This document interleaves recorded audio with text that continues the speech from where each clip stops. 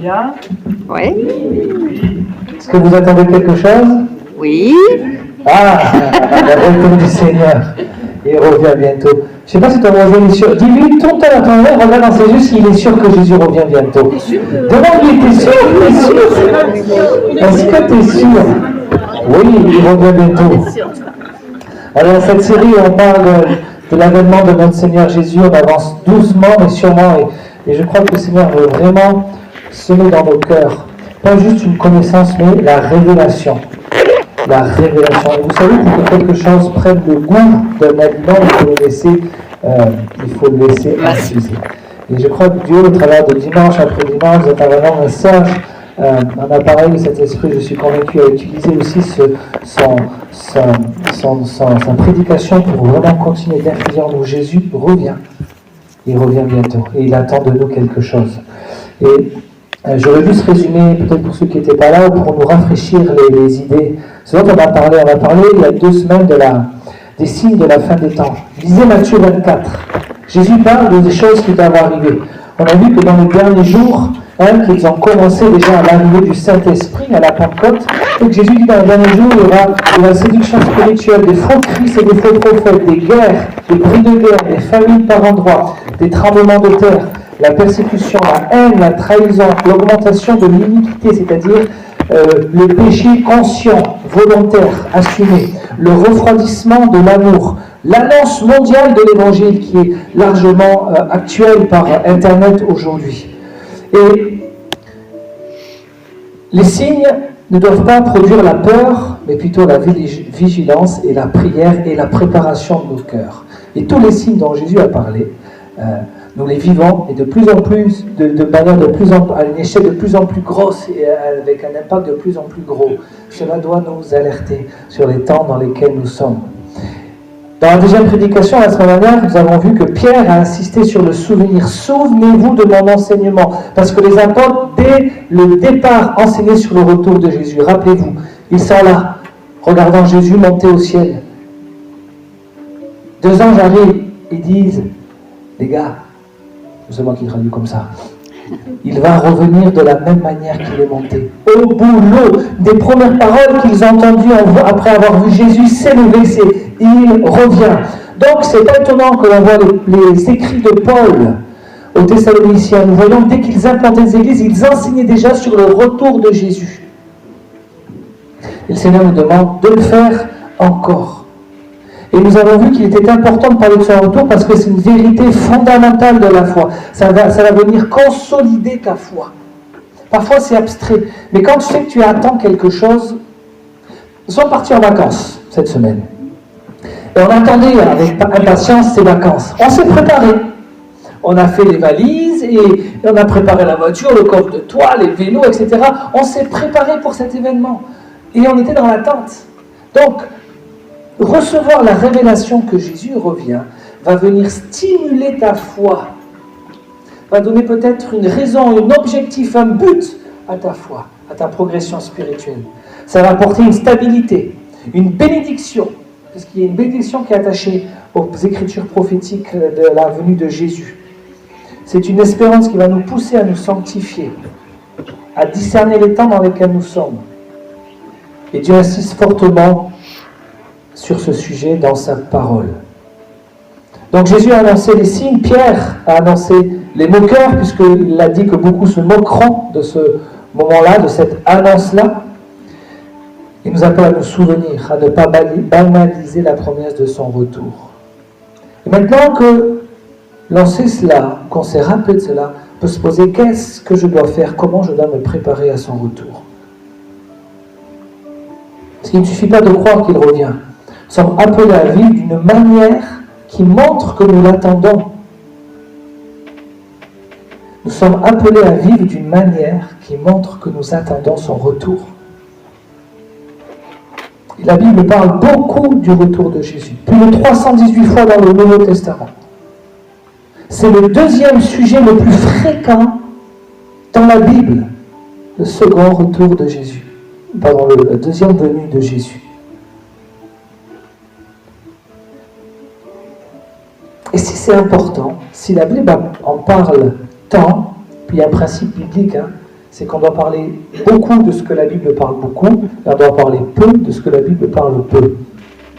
Si Dieu insiste sur quelque chose, c'est que c'est important et on doit en parler. Et même nous qui sommes une église charismatique, le retour de Jésus est plus important que le parler en langue. Il est plus important que l'imposition des mains. Il est plus important que les signes, les prodiges et les miracles. Est-ce qu'on croit à ça? Oui. Bien sûr, mais si vous comparez le nombre de versets, vous verrez que Jésus, la parole de Dieu, l'Esprit Saint veut qu'on mette l'emphase sur ça.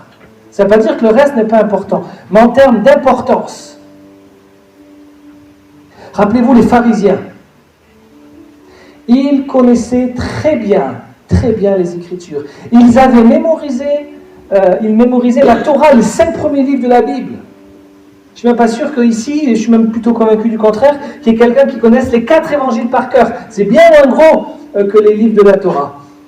Ils connaissaient par cœur. Ils donnaient la dîme de leur dîme, et même la dîme des herbes aromatiques. Ils étaient zélés. Et Jésus dit, vous oubliez le plus important. Il y a des choses qui sont plus importantes que d'autres. Et là, il parle des vertus. Je ne vais pas m'étaler là-dessus. Ce que je veux dire, c'est qu'on peut mettre l'emphase en notre marche avec Dieu sur des principes qui sont vrais, qui sont réels, que Dieu attend, en négligeant des aspects beaucoup plus importants. Un des aspects importants de notre foi, c'est l'attente active du retour de Jésus. Mais pourquoi on en parle si peu? Et je me suis remis en question aussi. C'est la première fois que je fais vraiment une série sur ce sujet-là. Je crois que ça peut être un sujet, c'est vu comme un sujet compliqué. Sérieusement, quand on ouvre l'Apocalypse, quand on commence à lire. C'est pas un récit, c'est un écrit prophétique. Dans l'Apocalypse, il y a plus de 500 références à l'Ancien Testament. Donc déjà, si tu ne connais pas bien ton Ancien Testament, tu vas avoir des difficultés à lire le livre de l'Apocalypse, puisqu'il fait des échos à beaucoup de références de l'Ancien Testament. Les écrits prophétiques, c'est beaucoup d'images. Donc, ce n'est pas un livre qui est facile. Et donc, on hésite un peu à aller. On sait qu'il y a pas mal de sources de querelles. Tout le monde, dans le milieu chrétien, n'est pas d'accord sur tout. Il y a tellement de sujets dans ce thème du retour de Jésus. Donc, les derniers temps, l'Antichrist, la date. Au passage, le Seigneur Jésus ne dit pas que nous saurons la date exacte. Quelqu'un qui annonce une date de retour de Jésus, vous devez automatiquement savoir que ce n'est pas vrai. Amen. Ça, c'est écrit noir sur blanc. La date, personne ne sait. Les temps, la saison, oui. Dans une saison, il y a 4 mois. Tu peux discerner que tu es dans une saison. Tu ne sais pas quel jour de cette saison ça va tomber. Mais tu peux discerner la saison. Un laps de temps. Mais le jour exact, non. Les faux prophètes, la tribulation, est-ce qu'on est dans la tribulation, est-ce qu'on n'y est pas? Il y a le millénium, est-ce que le millénium, on est en train de le vivre? Est-ce que c'est Jésus qui va venir régner sur terre? L'enlèvement, comment ça va se passer? Les nouveaux ciels, la nouvelle terre, la marque de la bête, et la liste peut être encore plus longue. Tant de sujets qui peuvent être difficiles à aborder, avec des opinions différentes. Et en plus de ça, peut-être cerise sur le gâteau, c'est que la venue de Jésus se situe dans le thème du prophétique. C'est un prophète qui l'a annoncé, comme les prophètes avaient annoncé la venue de Jésus. Or, de manière générale, dans l'Église, dans l'histoire de l'Église, même dans l'histoire, en fait, du peuple de Dieu, on n'aime pas écouter la voix prophétique parce qu'elle dérange. On est mieux de la mettre dehors et de ne pas l'entendre. Donc ça rend les choses encore plus compliquées puisqu'on exclut la voix par laquelle Dieu parle de ces choses, le prophétique. Il ne faut pas avoir peur de reconnaître les ministères des uns et des autres. La parole le dit. Les uns comme apôtres, prophètes, enseignants, docteurs, pasteurs. Et l'Église est bâtie sur le fondement des apôtres et des prophètes. Une autre raison peut-être, c'est que, je l'ai entendu, vous l'avez peut-être entendu, il y a des personnes qui se sont laissées embarquer dans une datation du retour de Jésus, et ce sont des choses vraies que je vais vous raconter, qui ont tout abandonné. Ils ont vendu leurs biens, ils ont dépensé toutes leurs économies parce que Jésus devait revenir la semaine prochaine, donc autant profiter, et ils se sont retrouvés bien malins. Mais ce sont des choses vraies. Donc ce qui fait qu'on est hésitant à en parler peut-être. Des personnes qui ont fait des crédits, qui ont dépensé l'argent de ces crédits en disant « je n'aurai pas à rembourser ». Oh là là. Oui, ce sont des choses vraies. Ça amène des ruines financières, l'incapacité après à subvenir aux besoins de sa famille, c'est dramatique. L'abandon des responsabilités quotidiennes, on néglige le travail, on démissionne, on arrête les études, les obligations familiales, parce que tout va bientôt disparaître. Donc à quoi bon s'investir dans quelque chose comme des études qui va me prendre 4-5 ans, comme un travail, comme une formation, parce que tout doit s'arrêter. Ça peut amener une anxiété ou une obsession sur les signes de la fin des temps, un petit peu trop extrême, une paranoïa ou un sentiment de désespoir. Donc, ça, ce sont les conséquences d'un mauvais enseignement sur le retour de Jésus. Connaissez-vous un enseignement qui va nous être de Jésus, venu de Dieu, qui va t'amener à avoir une vie déréglée? Quand Dieu enseigne quelque chose, ce n'est pas pour dérégler notre vie, pour nous faire sortir de nos responsabilités, pour nous faire agir de manière folle. Comme faire un crédit et le dépenser en disant « je n'aurai pas à le rembourser ». Faites pas ça. Je crois que c'est la conséquence d'un mauvais enseignement. Et une conséquence positive, c'est que lorsque tu reçois la révélation que Jésus revient, ça va faire naître en toi un désir sincère et profond d'être avec Jésus, d'être avec son corps, sa famille, son Église, de le voir glorifié sur cette terre. Ça va augmenter ton zèle, donner un but bien plus grand et précis à ta foi. Ça va changer ta vie. Il y a une promesse dans Apocalypse 1.3. On l'a lu la semaine dernière, je vais la relire pour qu'elle s'ancre bien dans notre esprit. Heureux celui qui lit et ceux qui écoutent les paroles de la prophétie, donc on est bien dans le livre de l'Apocalypse qui annonce le retour de Jésus, et garde ce qui s'y trouve, car le temps est proche. Il existe une bénédiction précise, particulière, liée à la lecture du retour de Jésus. Non pas que la Bible ne bénit pas par ailleurs, mais le Saint-Esprit a trouvé bon, Jésus a trouvé bon d'insister là-dessus. Pourquoi? Parce que peut-être que dans sa préscience, dans sa connaissance des choses à venir, il avait anticipé que cet enseignement serait évité, voire moqué.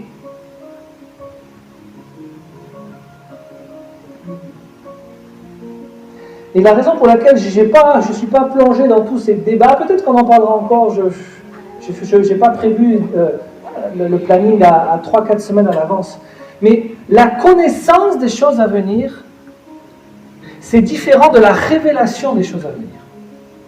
Tu peux tout connaître sur le millénium, sur l'avènement de Jésus, sur la marque de la bête, sur les prophéties de Daniel et Apocalypse 13. Tu peux tout connaître. Ça ne va pas faire de toi quelqu'un qui agit, qui se prépare. Les pharisiens, les scribes, les sadducéens connaissaient les Écritures, ils ont regardé le Messie passer devant leurs yeux, ils l'ont renié. La connaissance de l'Apocalypse, tu peux même apprendre tous les versets par cœur, ne va pas faire de toi quelqu'un qui se prépare correctement. Il faut d'abord avoir reçu la révélation intérieure. Pierre, 1 Pierre 3, dans son chapitre où il parle de l'avènement du Seigneur, dit ceci: « N'ayez pas pour parure ce qui est extérieur. » Donc le contexte est bien celui de l'avènement du Seigneur. Cheveux tressés, ornements d'or, manteau élégant, mais la parure cachée du cœur, la parure personnelle, inaltérable, d'un esprit doux et tranquille, voilà qui est d'un grand prix devant Dieu. Lorsqu'un enseignement sur la fin des temps ne produit pas chez nous, sur celui qui l'entend, des conséquences positives sur sa foi, cela veut dire que la connaissance a grandi, mais pas la révélation. Est-ce que vous comprenez la différence? Et comme tout enseignement qui vient de l'esprit, ça amène un changement intérieur. Il y a un changement intérieur qui se produit quand Dieu agit, quand Dieu parle, quand l'esprit te parle. Et l'esprit vise d'abord notre cœur avant de viser dans notre intellect, notre connaissance. Beaucoup de ceux qui se sont approchés de Jésus ne connaissaient pas la Torah par cœur. Certains même avaient renié et travaillé pour le compte des Romains. Et ceux-là même étaient près de Jésus. Tu n'as pas à tout connaître. C'est pas grave si tu ne connais pas tous les détails. C'est quoi ton cœur? Ça, c'est important. Ça ne veut pas dire qu'on ne peut pas s'y intéresser. Je remets les choses dans l'ordre. ton cœur, par la connaissance intellectuelle. Et quand ton cœur est purifié, tu vas voir que comprendre ces choses, tu vas les comprendre d'une autre manière, puisque l'Esprit sera là. Il pourra t'inspirer, te révéler les choses. Donc j'aimerais qu'on puisse prier ensemble, on va incliner la tête. Et on va demander vraiment au Saint-Esprit, non pas de nous faire grandir dans la connaissance, mais d'abord de venir toucher notre cœur, Seigneur. Père bien-aimé, te demandons pardon, peut-être pour toute paresse que nous avons eue à passer à côté de cette recherche, de creuser ta parole concernant les choses de la fin de ta venue, parce que tu en parles beaucoup. On se repent, Seigneur, et te demandons que ton esprit puisse révéler dans nos cœurs ce qui doit arriver, afin que nous puissions y obéir, afin que nous puissions obéir à tes paroles prophétiques d'instruction, d'avertissement. Au nom de Jésus, Amen. Amen. Je vais donc vous parler de comment positionner son cœur, comment reconnaître le roi, comment préparer son cœur à sa venue. Paul dit dans Romains chapitre 15, verset 4, « Or, tout ce qui a été écrit d'avance, il l'a été pour notre instruction, afin que, par la patience et par la consolation que donnent les Écritures, nous possédions l'espérance. » Et bonne nouvelle, c'est qu'il y a des choses qui ont été écrites d'avance pour nous concernant le retour de Jésus. Mais je ne vais pas parler du retour de Jésus, je vais parler de sa première venue. Et comment certaines personnes, notamment Siméon, Anne, ont su capter la saison et quelles étaient les qualités que la parole nous montre concernant leur cœur, nous pouvons prendre pour l'appliquer à la seconde venue de Jésus. Comprenez? En 1948, Winston Churchill a prononcé cette déclaration à la Chambre des communes britanniques. Cette phrase, « Ceux qui ne tirent pas les leçons de l'histoire sont condamnés à la répéter ». C'est une affirmation simple, qui est vraie. Et c'est pour ça que nous allons parler et voir comment s'est passée la venue de Jésus. On va extraire des indicateurs clés de cet événement et on va pouvoir les appliquer à son retour. Sa première venue était un événement qui avait été annoncé et qui suscitait aussi la controverse, y compris parmi les dirigeants religieux. Ils imaginaient la venue du Messie d'une manière bien différente de ce qui s'est réellement produit. Vous le savez, les prophéties annonçaient le retour glorieux du royaume. Et beaucoup s'imaginaient retrouver la gloire d'antan, celle de l'époque du roi David, de Salomon avec le grand temple. Ils s'imaginaient un libérateur politique. Ils étaient dans l'erreur. Et pour compliquer les choses, ils s'appuyaient sur les Écritures pour ça. Ils connaissaient bien les écrits d'Ésaïe, selon lequel un enfant naîtrait, qu'un fils serait donné, que le gouvernement reposerait sur ses épaules, son royaume n'aurait pas de fin. Donc même en s'appuyant sur les Écritures, ils n'ont pas su percevoir la véritable œuvre que Jésus était venu accomplir. Et cette époque n'est pas si différente de la nôtre à ce niveau-là.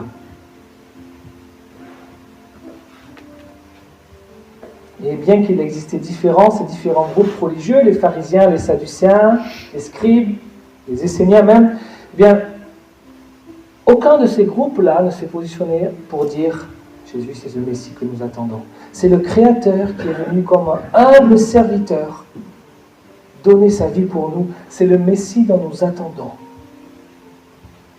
Ils prétendaient être loyaux envers le Dieu Tout-Puissant, s'accrocher aux écrits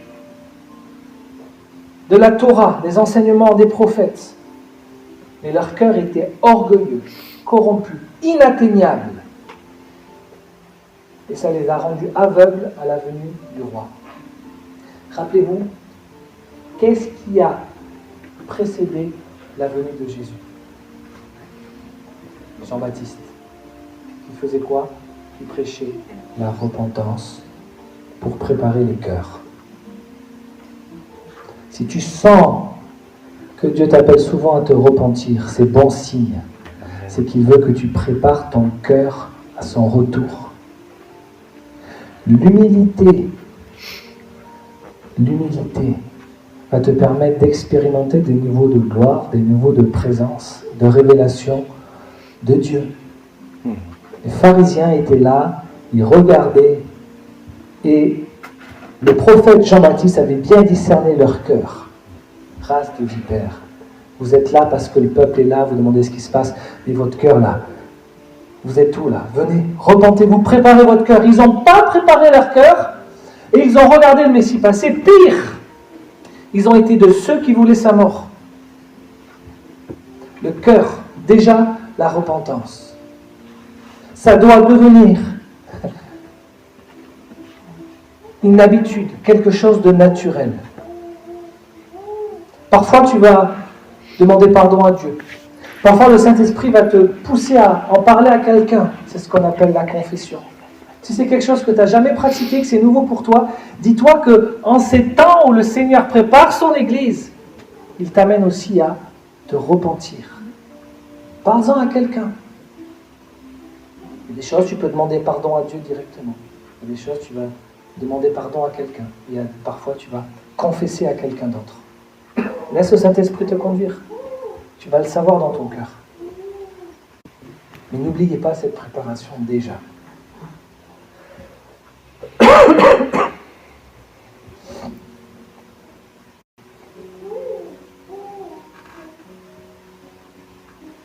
Alors comment ceux qui l'ont attendu savaient-ils qu'il venait? Leur sensibilité à l'Esprit de Dieu.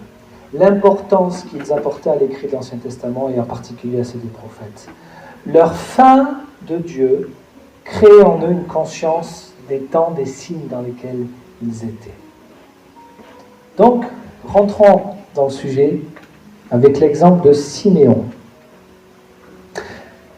Quand Jésus était encore qu'un petit enfant, il est amené par Marie, Joseph, au temple pour sa dédicace.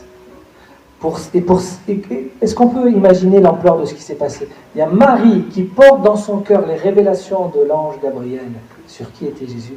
Elle gardait ça. À qui pouvez-vous parler qu'un ange est venu vous dire que vous allez miraculeusement tomber enceinte et que l'enfant que vous allez porter sera le Messie, le Sauveur? Mais tu dis pas ça. Tu sais très bien que personne ne va te croire. Donc elle le gardait dans son cœur, Il lui avait été annoncé l'événement le plus important que le monde ait connu. Elle ne pouvait même pas le partager à quelqu'un. C'était dans son cœur. Je ne sais pas comment ils en parlaient avec Joseph, mais en tout cas la Bible nous dit bien que Marie gardait ces choses dans son cœur. Et là ils arrivent au temple incognito, ils étaient personne ces gens-là. Ce couple-là n'était personne. Ils arrivent de la campagne dans le temple d'une manière tout à fait habituelle, comme les autres familles, les autres parents faisaient. Ils entrent dans le temple avec leur bébé âgé de 40 jours. Et peut-être qu'il y avait d'autres parents qui étaient là aussi. Mais imaginez-vous la vie du temple, c'était quelque chose de vivant. C'était pas genre comme ça on fait un culte et puis on va... Non, il y avait de la vie ici et là, c'était pas un endroit calme, il y avait plusieurs bâtiments, plusieurs complexes, ça grouillait de monde à l'intérieur. Il y avait des activités à tout moment. Et pourtant, parmi tous ces gens, il y en a un, Siméon, qui soudainement s'est approché de ce jeune couple inconnu. Il a pris le bébé, il a déclaré dans ses bras le Messie. Jésus était un nourrisson. Il n'avait pas encore accompli de miracle. Il n'avait pas prêché de sermon, il n'avait pas de disciples, juste 2 jeunes parents. Et qu'est-ce qui a poussé cet homme? Comment a-t-il reconnu Dieu manifesté dans un bébé si jeune? Comment? L'Esprit Saint. Siméon était juste et pieux et attendait avec ferveur la venue du Messie. Lisons dans Luc, verset 2, ce qu'il a dit en prenant le bébé dans ses bras. Verset 29. Maintenant, Maître, tu laisses ton serviteur s'en aller en paix selon ta parole.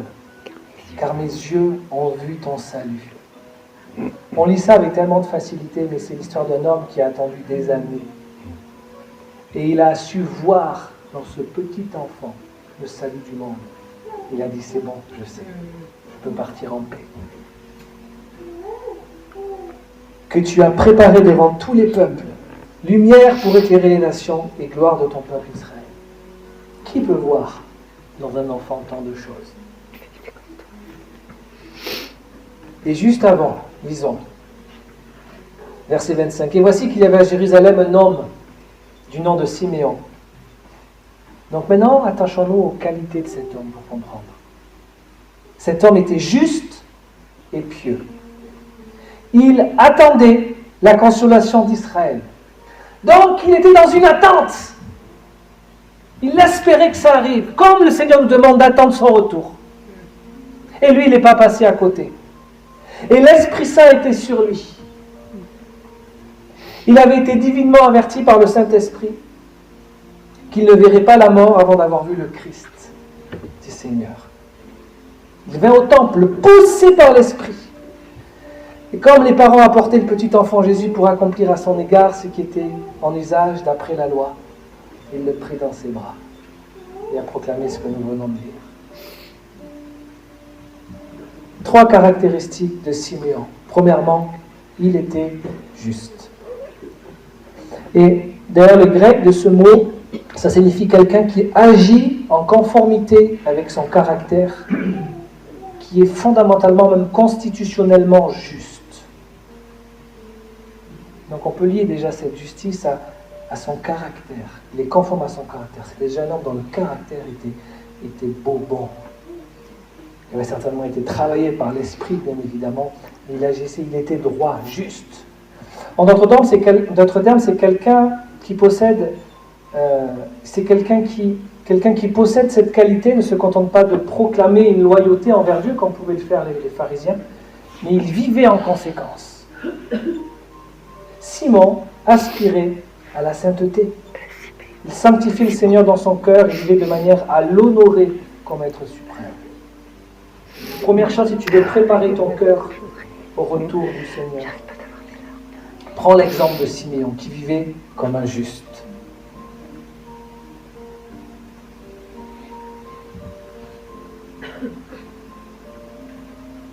Avec droiture, sanctifiant son cœur. Vivait de manière à honorer son Dieu de la plus haute façon possible. Deuxième caractéristique, c'est que Siméon était pieux. Donc c'est quelqu'un, littéralement, qui prend au sérieux les promesses de Dieu et la parole de Dieu. C'est quelqu'un qui prend au sérieux la parole de Dieu et les promesses de Dieu. La piété, c'est plus que savoir prier, savoir se discipliner dans la prière. C'est important. C'est plus profond que ça. Siméon n'a pas évité ou ignoré les prophéties, les paroles de Dieu. Il les a lues, écoutées, méditées. Il a prié à leur sujet. Il n'avait pas cette attitude de dire « Oh, quand le Messie viendra, il s'occupera de tout, et puis on verra bien, de toute façon, Dieu est souverain. » Non. C'est important pour toi? Ça doit être important pour moi. Et même derrière le mot grec pour pieux, il y a une dimension encore plus profonde qui est essentielle. C'est d'être respectueux, craintif envers Dieu. Donc Siméon est décrit comme quelqu'un qui a une crainte, et on comprend la crainte, c'est pas la peur, mais c'est une crainte révérentielle de Dieu. C'est-à-dire qu'il s'accrochait fermement à craindre, à aimer Dieu. Et cela lui a donné une compréhension que les autres ne possédaient pas. La crainte de Dieu, c'est le commencement de la sagesse. Suis juste, pieux, pas une piété formelle, où je peux dire à tout le monde où j'en suis dans mon plan de lecture et combien de temps je prie par jour.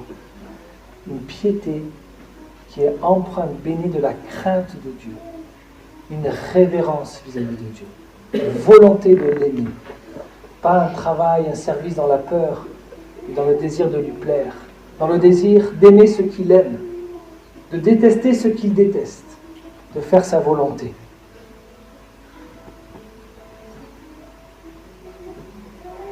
Le troisième aspect qui découle des deux premiers, c'est que si quelqu'un prend la parole de Dieu avec sérieux, qui cherche la piété, qui possède la compréhension parce qu'il médite de ce que le Seigneur dit, la compréhension de la crainte de Dieu, alors il ou elle attendra le retour de Dieu avec ferveur, d'un cœur entier, l'arrivée du Messie. Donc il incarnait, Siméon, cette crainte de Dieu qui lui donnait une source d'enseignement, de connaissance et de sagesse. Psaume 111, verset 10. Le commencement de la sagesse, c'est la crainte de l'Éternel. Ils ont du bon sens, tous ceux qui s'en inspirent. Sa louange subsiste à jamais. Celui qui craint Dieu n'a pas peur de lui. C'est plutôt au contraire, il est terrifié à l'idée de s'éloigner de lui. Vivre dans la crainte de Dieu, c'est l'estimer par-dessus tout et tous. C'est aimer ce qu'il aime, détester ce qu'il déteste. C'est faire de ce qui est important pour lui quelque chose de faire important pour nous. Et ce qui n'est pas important pour lui perd de sa valeur pour nous. Quand un homme ou une femme craint vraiment Dieu, il ou elle cherche à marcher dans la sainteté et la vraie humilité. Ça devient sa passion. Là, on en a tous pour notre grade, je pense. Je me prêche à moi-même.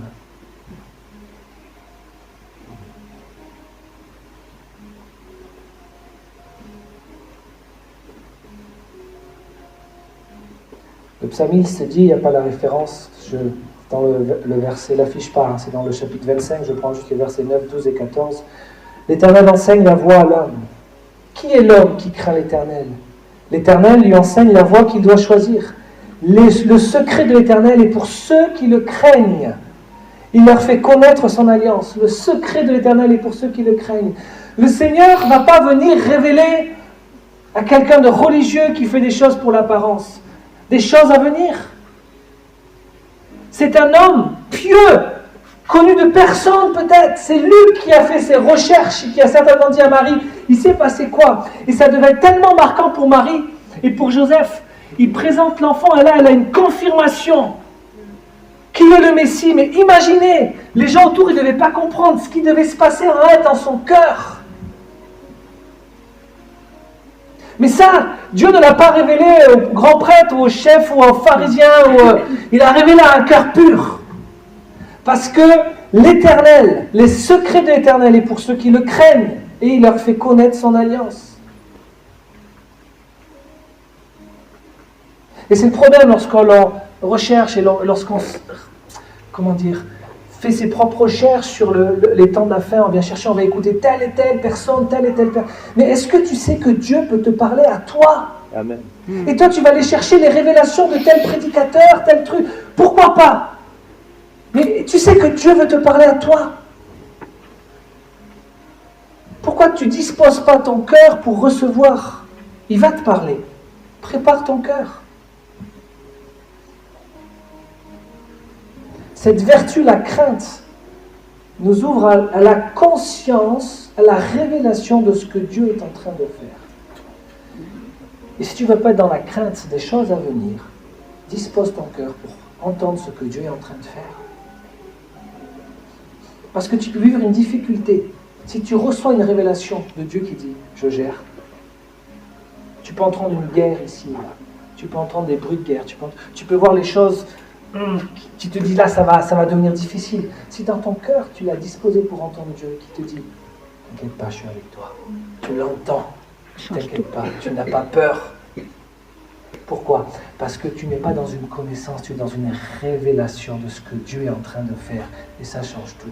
Je t'encourage Fais des recherches si tu veux. C'est facile de faire des recherches, de s'intéresser sur tous ces sujets, de voir quelles sont les différentes interprétations. Mais d'abord le cœur. D'abord le cœur. La crainte, c'est le point de départ. Ça amène la sagesse. Vous savez, la sagesse t'aide à avoir la bonne réaction au bon moment.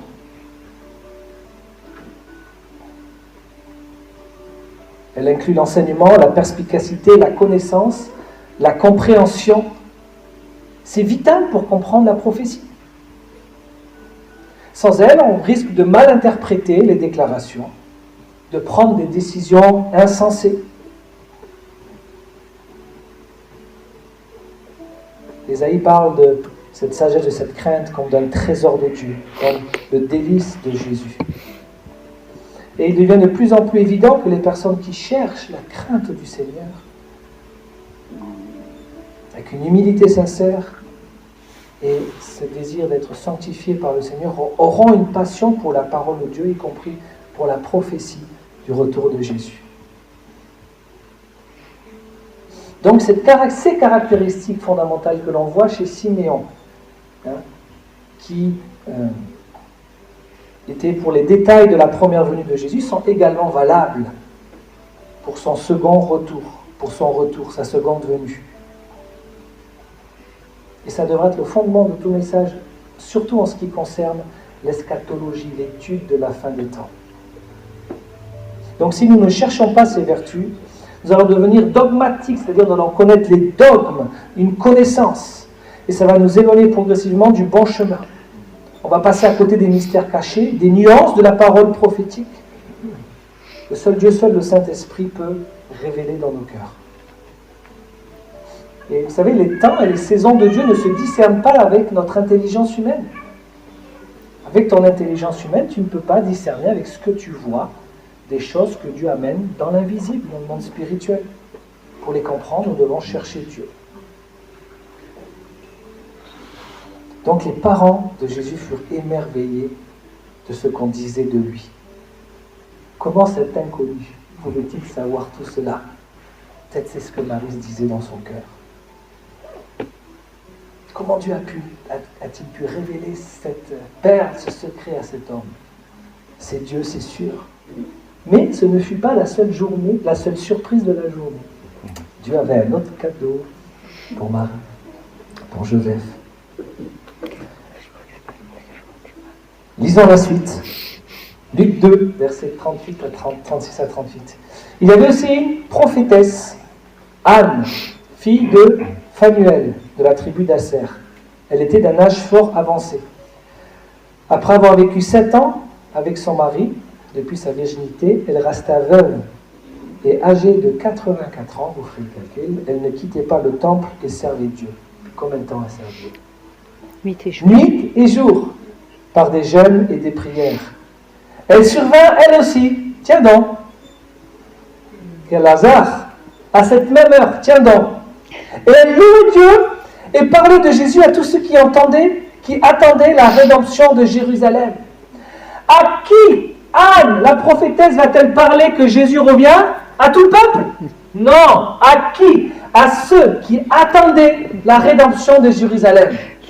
Oh, donc si tu n'attendais même pas, tu passes à côté de ce message. Mais si tu étais dans l'attente, le Seigneur va susciter une prophétesse pour venir te dire, c'est le moment.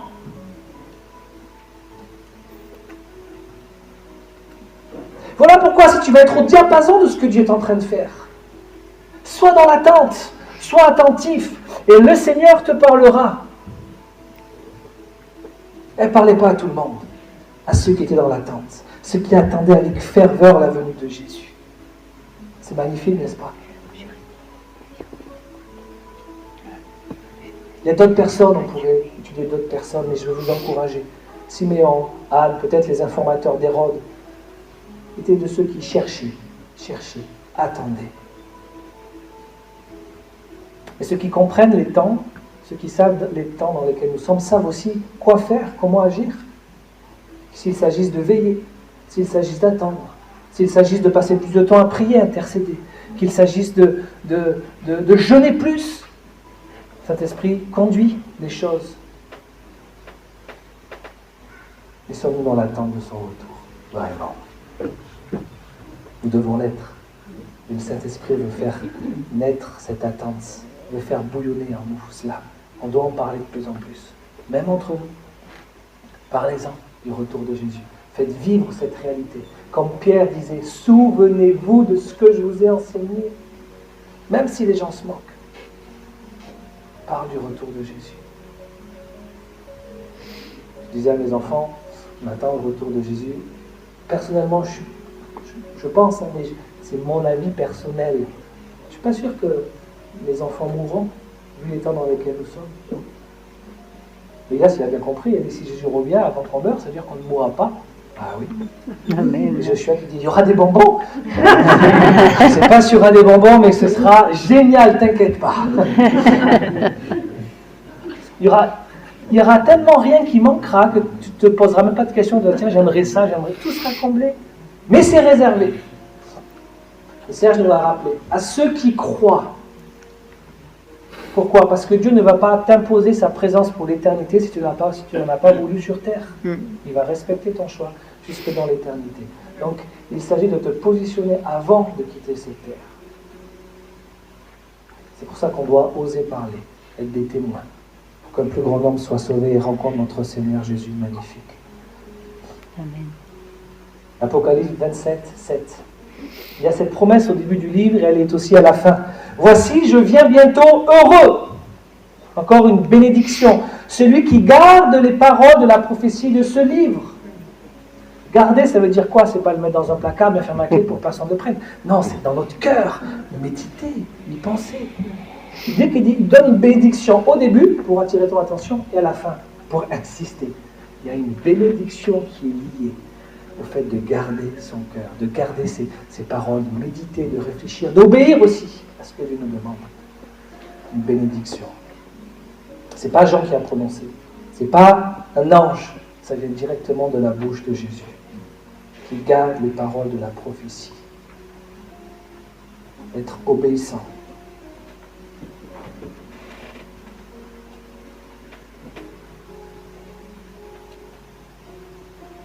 Les hommes et les femmes qui craignaient Dieu, qui prenaient sa parole au sérieux, qui en recherchaient une vie pieuse, étaient ceux qui ont anticipé la première venue de Jésus. Ceux qui étaient prêts. Ce sont même les premiers à l'avoir constaté, à l'avoir vu. Ils ont vu juste, ils savaient quoi faire, ils étaient au bon endroit au bon moment.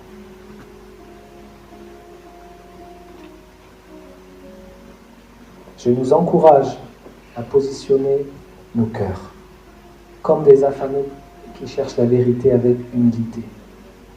Décidons d'écouter sa parole plutôt que de tirer nos propres points de vue. Préparons nos cœurs dans la piété, dans la crainte du Seigneur, parce que son retour est proche. Il arrive bientôt. Il attend à ce qu'on se prépare. Donc je prie que notre cher enseignant, le Saint-Esprit, puisse nous guider dans cette quête d'attente, dans cette quête de révélation des paroles prophétiques du retour de notre Seigneur Jésus. Non seulement pour découvrir la vérité, mais aussi pour rester fidèle à notre roi qui vient bientôt. Merci Saint-Esprit de faire germer cette réalité, d'augmenter la révélation que Jésus revient et que nous l'attendons d'une manière active et que cela va produire des beaux fruits dans notre vie, non pas de la crainte, non pas des comportements démesurés, fous, mais une bonne attitude qui va t'honorer. Une paix qui surpasse tout entendement reposera sur chacun de nous. Je sais qu'un jour, mes yeux verront Jésus. Je sais qu'un jour, mes yeux verront Jésus. Si je marche jusqu'au bout, par la foi et malgré tout, je sais qu'un jour, mes yeux verront Jésus. Ça va être glorieux là-haut, n'est-ce pas? Ça va être glorieux là-haut. Gloire à Dieu. Je me rappelle d'un prédicateur, j'étais d'ailleurs en Exerce, Sylvie, il disait, c'était à Bordeaux, à Lormont. Il y avait quelque chose que je n'ai jamais oublié, il était là en train de prêcher, il dit, quand on meurt, en fait, on rentre à la maison. Parce que notre demeure est là où le Seigneur dit, je suis parti vous préparer une demeure et je reviens vous chercher. Ah, vous êtes dans le monde, mais pas du monde, parce que vous êtes là-haut. Alléluia. Un jour, on rentrera à la maison. Préparons notre cœur. Alléluia.